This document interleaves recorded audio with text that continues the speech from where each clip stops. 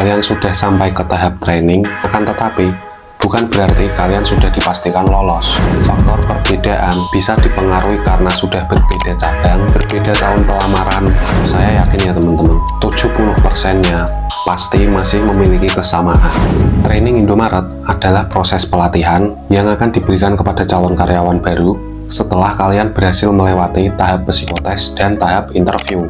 Perlu kalian ketahui ya teman-teman, meskipun kalian sudah sampai ke tahap training, akan tetapi bukan berarti kalian sudah dipastikan lolos. Karena pada saat training ini, tim rekrutmen masih melakukan seleksi, meskipun acuan penilaiannya tidak seperti pada saat ketika tahap psikotes maupun tahap interview, yang dimana proses penilaiannya lebih mengutamakan kepada kepribadian, kemampuan logika, serta skill komunikasi dari yang kalian miliki. Untuk tahap training, dari dulu apa yang pernah saya alami, itu ada dua macam ya teman-teman. Yang pertama adalah training online, dan yang kedua adalah training offline. Untuk total keseluruhan dari kegiatan training, ini akan berlangsung selama 10 hari. Untuk training online, dulu ketika di cabang saya, ini dilakukan selama 1 hari ya teman-teman. Sedangkan training offline, itu akan dilakukan sebanyak 9 hari di DC dari cabang Indomaret yang kalian lamar.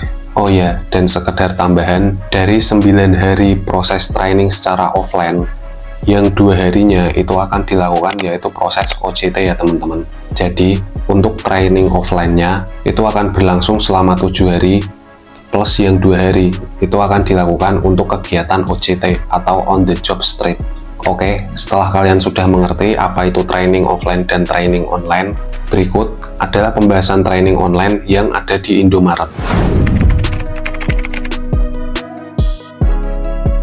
Oke, sebelumnya saya akan disclaimer dulu ya teman-teman, agar kalian nanti tidak gagal paham dengan apa yang saya sampaikan. Jika apa yang akan kalian nanti berbeda dengan apa yang saya alami dulu, itu bukan berarti saya membohongi kalian ya teman-teman. Akan tetapi, faktor perbedaan bisa dipengaruhi karena sudah berbeda cabang, berbeda tahun pelamaran, dan bisa juga karena sudah berbeda ketentuan dari tim rekrutmen dari setiap masing-masing daerah. Akan tetapi, saya yakin ya teman-teman, 70%-nya pasti masih memiliki kesamaan. Karena meskipun kita berbeda cabang, akan tetapi kita masih melamar di dalam satu nama perusahaan yang sama.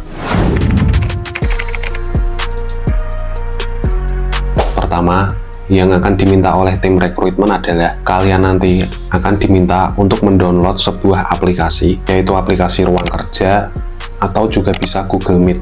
Aplikasi ini akan digunakan untuk Zoom dan meeting online kalian dengan tim rekrutmen. Serta aplikasi ini juga akan digunakan ketika kalian sedang mengerjakan training online. Jadi, pada saat training online, kalian nanti sebenarnya masih diminta untuk mengerjakan soal-soal ya teman-teman.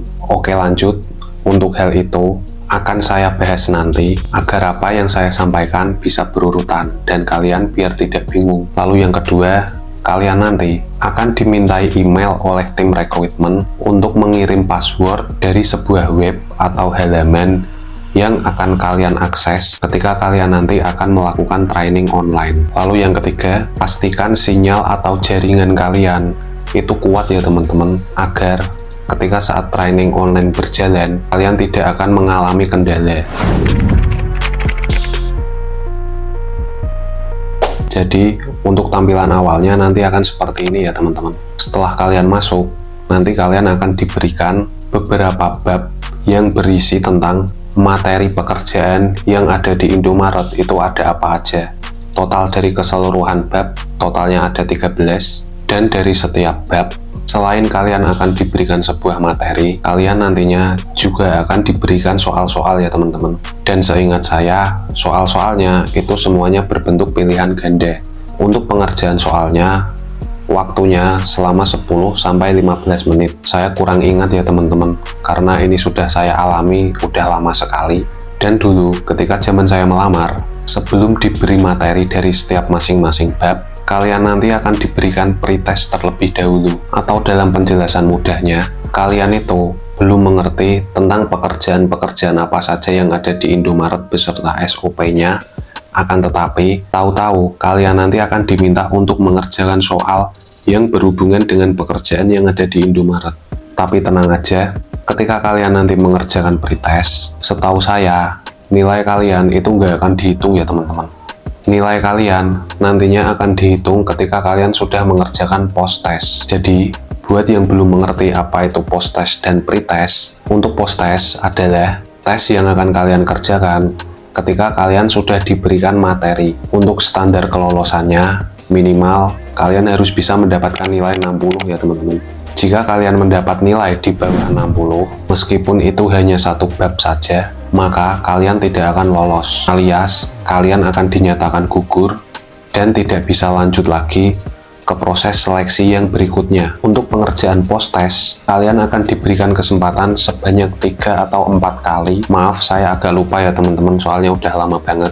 Untuk tips dari saya, usahakan ketika kalian sedang membaca atau melihat video dari materi yang akan diberikan, usahakan kalian betul-betul mengingatnya ya teman-teman. Atau nanti kalian bisa mencatatnya, materi-materi apa saja yang sekiranya penting di kertas atau di catatan kecil. Lalu, tips kedua dari saya, meskipun standar minimal kelulusannya adalah 60, tapi usahakan jangan sampai kalian mendapatkan nilai yang mepet ya teman-teman. Usahakan nilai kalian di atas 70 semua, agar kalian nanti mendapat poin plus serta meminimalis agar kalian tidak dipending. Karena setahu saya, yang mendapat nilai bagus itu prosesnya akan lebih cepat ya teman-teman, walaupun kalian sama-sama lolos. Jadi intinya, jangan sampai kalian mendapatkan nilai yang mepet, karena kalian akan bersaing dengan teman-teman seangkatan kalian. Semakin tinggi nilai kalian, maka kalian juga akan semakin mudah untuk mendapatkan rekomendasi ke tahap selanjutnya, serta mendapat rekomendasi untuk penempatan toko ketika kalian nanti sudah lolos dari semua proses rekrutmen yang ada di Indomaret. Oke, bab yang pertama, misi kosong tentang CKSC. CKSC ini adalah singkatan dari calon karyawan store crew. Untuk bab ini, kalian nanti akan mendapat ucapan kayak selamat datang gitulah ya, karena kalian sudah sampai di tahap ini. Untuk kuis atau soal-soalnya, seingat saya, kayaknya nggak ada ya teman-teman untuk yang ada di bab ini. Saya agak lupa ya teman-teman. Mungkin jika kalian nanti udah ada yang sampai ke tahap ini, kalian nanti bisa balik lagi ke channel ini untuk melengkapi apa yang udah saya sampaikan di kolom komentar ya teman-teman. Nggak usah pelit. Ingat, kita itu berjuang bareng-bareng dan harapannya kita juga bisa lolos bareng-bareng. Jadi usahakan turunkan sedikit ego kalian agar kita bisa mendapat pekerjaan juga bareng-bareng. Lalu bab yang kedua adalah opening CKSC. Masih sama seperti yang bab pertama, bab ini nantinya akan berisi tentang profil singkat tentang perusahaan dan pengenalan pekerjaan-pekerjaan yang ada di perusahaan ini kepada calon karyawan baru, serta masih banyak lagi. Untuk pretest dan post-testnya di bab ini, saya juga sedikit agak lupa. Kalau seingat saya sih nggak ada ya teman-teman. Akan tetapi, jika semisal yang kalian alami nanti ada, nanti kalian bisa tambahkan di kolom komentar ya teman-teman, untuk melengkapi video saya. Lalu yang berikutnya adalah misi 1, pelayanan dan promosi. Pada bab ini, kalian nanti akan diajarkan tentang gimana sih cara melakukan pelayanan dan penawaran promosi yang baik kepada pelanggan. Selain itu, kalian juga akan diberi materi tentang sarana promosi itu apa aja, kapan waktunya promosi, dan masih banyak lagi. Untuk post-test dan pre-test, setiap bab yang ada kalimat misinya itu nanti ada pre-test dan post-test ya teman-teman, itu seingat saya. Makanya yang 2 bab di awal tadi saya nggak menyebutkan ada pretest dan post-testnya, karena memang sebenarnya saya juga lupa ya teman-teman. Berikutnya adalah misi kedua, mengenai SOP persiapan awal shift dan setoran sales. Jadi pada bab ini nanti salah satu yang akan diajarkan ke kalian adalah gimana caranya ngidupin komputer server dan komputer kasir. Lalu kalian juga diajari tentang cara menyiapkan modal untuk bukaan toko kalian, serta masih banyak lagi.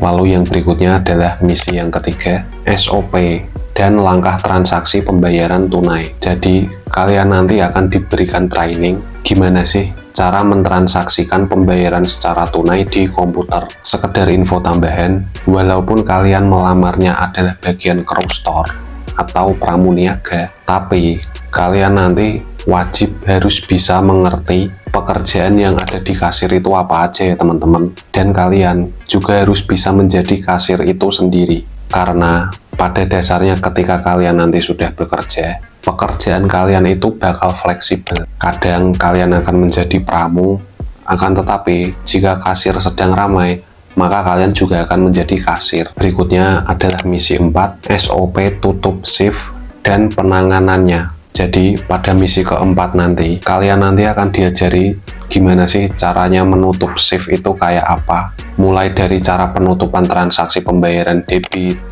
kredit, tunai, wallet, penghitungan sales dari shift kalian, dan masih banyak lagi.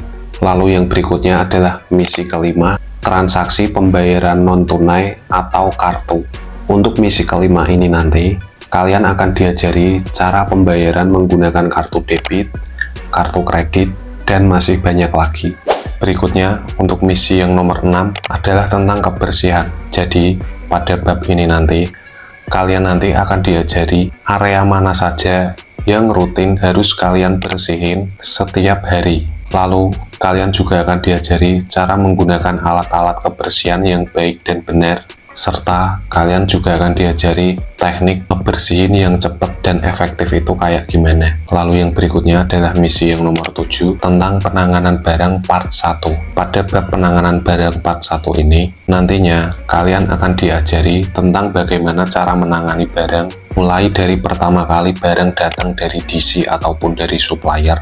Lalu kalian juga akan diajari cara mengecek expired dan kondisi barang, apakah barang tersebut layak masuk toko atau tidak, dan juga kalian akan diajari cara meretur barang yang benar itu seperti apa, dan masih banyak lagi. Lalu yang nomor 8 adalah misi penanganan barang part 2. Masih sama seperti misi yang ada di nomor 7, part ini hanya sekedar part lanjutan saja. Pada bab ini, kalian nanti akan diajari tentang cara mendisplay barang yang sesuai dengan SOP itu seperti apa, dan masih banyak lagi. Untuk cara mendisplay barang, contoh kecilnya saja begini ya teman-teman.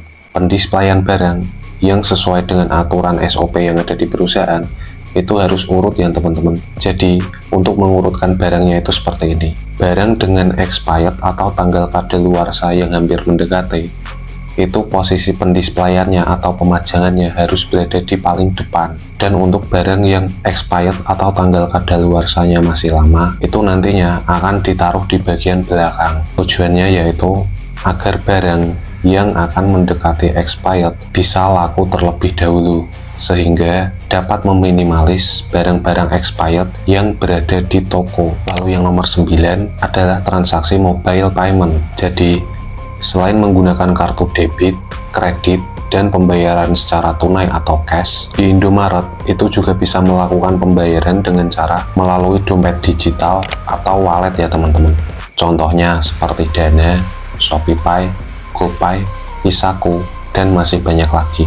Lalu yang nomor 10 adalah jenis layanan. Jadi perlu kalian tahu ya teman-teman, selain menyediakan transaksi kebutuhan produk rumah tangga atau produk sehari-hari, Indomaret juga menyediakan layanan pembelian pulsa, token listrik, pembayaran tagihan, pembayaran asuransi, pembelian voucher, top up saldo e-tol, jasa pengiriman paket, dan masih banyak lagi. Gimana? Pusing kan? Sama, dulu saya juga. Tapi karena kalian sudah terlanjur sampai di tahap ini, meskipun pusing, kalian nggak boleh menyerah ya teman-teman. Karena perjuangan kalian untuk sampai ke tahap ini itu nggak gampang dan itu membutuhkan proses yang panjang. Lalu yang berikutnya adalah QSCV.